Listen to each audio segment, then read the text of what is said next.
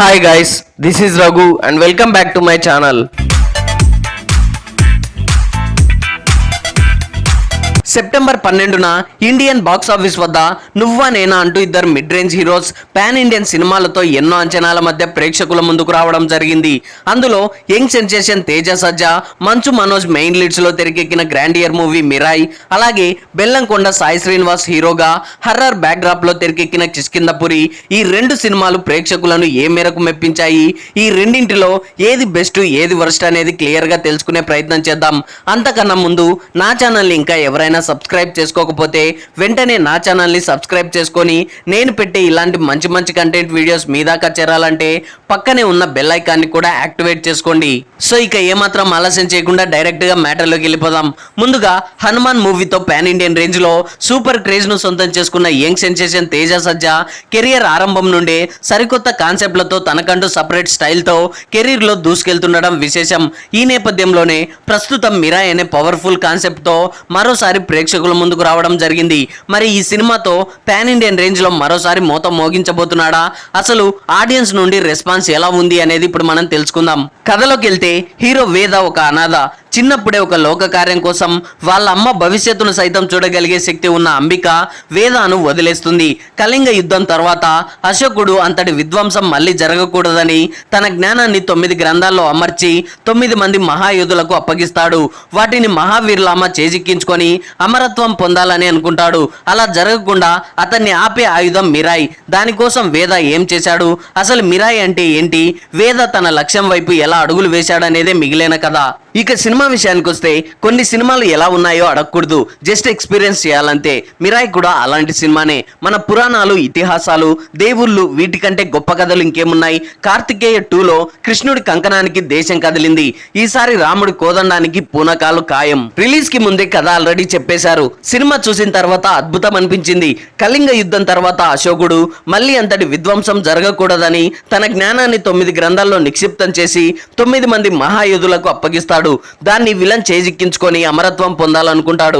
అలా జరగకుండా అతడిని ఆపే ఆయుధం మిరాయ్.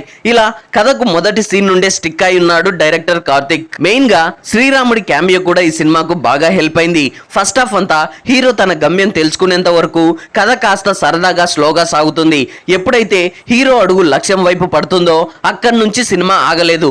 మరి ముఖ్యంగా ఇంటర్వెల్ బ్లాక్ లో వచ్చే ఈగల్ ఎపిసోడ్ నెక్స్ట్ లెవెల్. ఇక సెకండ్ హాఫ్ లో కూడా 2-3 సీన్స్ కి గూస్ బంప్స్ గ్యారెంటీ. హనుమాన్ మూవీలో రుధిరమణి, మిరాయిలో ఆ శ్రీరామచంద్రుడి కోదండం. తెలుగు సినిమాకు దొరికిన సరికొత్త సూపర్ హీరో తేజ సజ్జా. చాలా మంది హీరోలు ఇలాంటి కథలు ట్రై చేస్తారు, కానీ అన్ని కుదిరితేనే వర్కౌట్ అవుతాయి.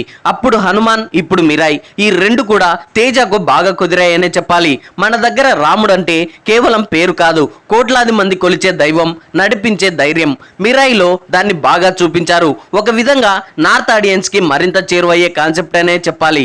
సో ఇంత కథ చెప్తున్నప్పుడు అక్కడక్కడ స్లో నరేషన్ తప్పదు, అది పెద్ద సమస్యే కాదు. ఈగల్ ఎపిసోడ్, శ్రీరాముడి ఎంట్రీ, ట్రైన్ ఎపిసోడ్, క్లైమాక్స్ అయితే పైసా వసూల్, విజువల్ వండర్. ఓవరాల్ గా మిరాయ్ చాలా మంచి థియేట్రికల్ ఎక్స్పీరియన్స్ అనే చెప్పాలి. ఇక నటీనటుల విషయానికి వస్తే తేజ సజ్జా ఈ సినిమాకు బ్యాక్ బోన్ గా నిలిచాడు. యాక్షన్, ఎమోషనల్ సీన్స్ లో అదరగొట్టేశాడు. ఇక విలన్ గా మంచు మనోజ్ కెరీర్ లోనే బెస్ట్ పర్ఫార్మెన్స్ ఇచ్చాడు. బ్లాక్ స్పోర్ట్ విలన్ గా ఫైట్ సీక్వెన్స్ లలో క్లియర్ డామినేషన్ కనబరిచాడు. ఆయన క్యారెక్టర్ డిజైన్ కూడా పర్ఫెక్ట్ గా కుదిరింది. ఇక హీరోయిన్ రితికా నాయక్ మంచి పర్ఫార్మెన్స్ ఇచ్చింది. ఇక శ్రేయ గారికి ఈ సినిమాలో లైఫ్ టైం క్యారెక్టర్ పడిందనే చెప్పొచ్చు. ఫైనల్ గా జగపతి బాబు, జయరాం లాంటి సీనియర్ క్యాస్ట్ తమ పాత్రల పరిధి మేరకు పర్వాలేదనిపించారు.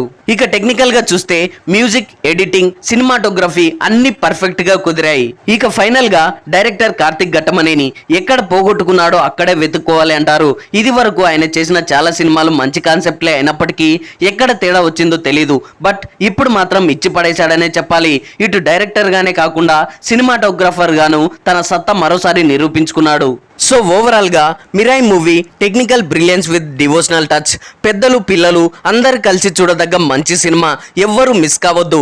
ఈ వీకెండ్ లో మంచి సినిమా చూసామనే సాటిస్ఫాక్షన్ తో బయటికి రావడం గ్యారంటీ.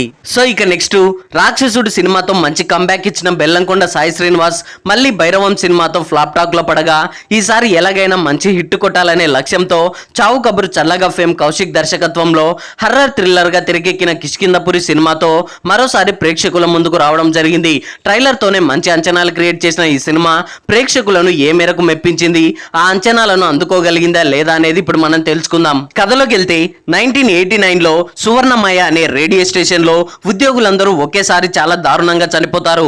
దాంతో ఆ స్టేషన్ మూతపడిపోతుంది. కట్ చేస్తే కిష్కింధపురి గ్రామానికి చుట్టుపక్కల భయంకరమైన దయ్యాలు తిరుగుతున్నాయని అందరూ అనుకునే స్థలాలకి జనాల్ని తీసుకెళ్లి గోస్ట్ ఎక్స్పీరియన్స్ ఇస్తుంటారు రాఘవ, మైథిలి. అలా ఒక సందర్భంలో సువర్ణమయ స్టేషన్ కు వస్తారు. ఆ తర్వాత ఏమైంది, అక్కడ ఎలాంటి సందర్భాలు ఎదుర్కోవాల్సి వస్తుంది, అసలు ఆ స్టేషన్ లో ఏం జరిగింది, వాటిని రాఘవ ఎలా ఎదుర్కొన్నాడు వంటి ప్రశ్నలకు సమాధానమే కిష్కింధపురి చిత్రం. ఇక సినిమా ఎలా ఉందంటే హర్రర్ థ్రిల్లర్ సినిమాలకు ఆయువు పట్టు స్క్రీన్ ప్లే. కథ లేకపోయినా కథనం ఉంటే చాలా సినిమాలు పాస్ అయిపోతుంటాయి. కిష్కింధపురి ఈ విషయంలో సగమే సక్సెస్ అయింది. స్టార్టింగ్ లో చాలా ఇంట్రెస్టింగ్ గా సినిమా మొదలవుతుంది. మరి ముఖ్యంగా తొలి 10 నిమిషాలు అదిరిపోతుంది. 1989 లో ఫ్లాష్ బ్యాక్ స్టోరీ ఓపెన్ అయిన వెంటనే వింత శబ్దాలతో సౌండ్ ఎఫెక్ట్స్ కూడా అదిరిపోయాయి. చాలా క్యూరియాసిటీతో మొదలైన సినిమా సడన్ గా స్లో అవుతుంది. ఓ అరగంట తర్వాత మళ్ళీ పుంజుకుంటుంది. ఇలాగే ఇంటర్వెల్ వరకు non stop horror elements and ట్విస్ట్లతో చాలా బాగా అనిపించింది. ఇక సెకండ్ హాఫ్ విషయంలో కాస్త తడబడ్డాడనే చెప్పాలి. ప్రీ క్లైమాక్స్ వరకు స్లో నరేషన్ తో బోర్ ఫీల్ కలిగిస్తుంది. ఇక క్లైమాక్స్ కూడా చాలా రొటీన్ గా అనిపించింది. ఇంకా చెప్పాలంటే రాఘవ లారెన్స్ గారి కాంచనా సిరీస్ గుర్తొచ్చింది. సో ఫైనల్ గా సెకండ్ హాఫ్ విషయంలో కాస్త కేర్ తీసుకొని ఉంటే బాగుండేది అనిపించింది. టెక్నికల్ గా మాత్రం ఈ సినిమా ఆకట్టుకుంటుందనే చెప్పాలి. సో ఇక నటీనటులు టెక్నికల్ విషయానికి వస్తే బెల్లంకొండ సాయి శ్రీనివాస్ తన నటనతో ఆకట్టుకున్నాడు. యాక్షన్ ఎమోషనల్ సీన్స్ లో అతని పర్ఫార్మెన్స్ చాలా బాగుంది. ఇక హీరోయిన్ అనుపమ పరమేశ్వరన్ ఉన్నంతలో పర్వాలేదనిపిస్తుంది. ఇక హైపర్ ఆది సుదర్శన్లు కొంతమేర నవ్వించే ప్రయత్నం చేశారు.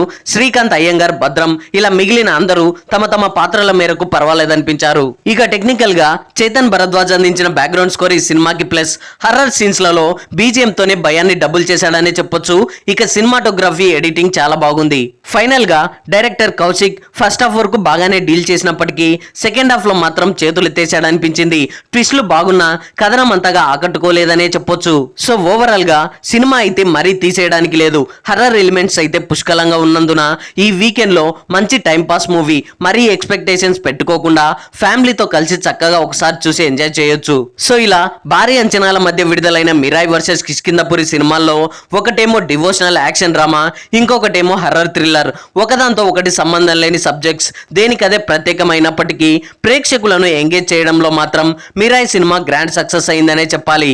మరి ఈ రెండింటిలో ఏది బెస్ట్, ఏది వర్స్ట్ అనే విషయానికి వస్తే నేనైతే మిరాయ్ ఇస్ ద బెస్ట్ అంటాను. అలా అని కిష్కింధపురి సినిమా మరీ అంత వర్స్ట్ అని చెప్పలేం, కానీ జస్ట్ యావరేజ్ అని చెప్పొచ్చు. So that's all guys. ఈ వీకెండ్ లో విడుదలైన ఈ 2 సినిమాలని మీలో ఎవరైనా ఇప్పటికే చూసుంటే ఈ రెండింటిలో ఏది బెస్ట్, ఏది వర్స్ట్ అనేది కింద కామెంట్స్ లో తెలియజేయండి. ఐ హోప్ ఈ రివ్యూ మీకు నచ్చింది అనుకుంటున్నాను. ఈ రివ్యూ మీకు నచ్చినట్లయితే వీడియోని లైక్, కామెంట్, షేర్ చేసి నా ఛానల్ని సబ్స్క్రైబ్ చేసుకోవడం మర్చిపోకండి. Thanks for watching.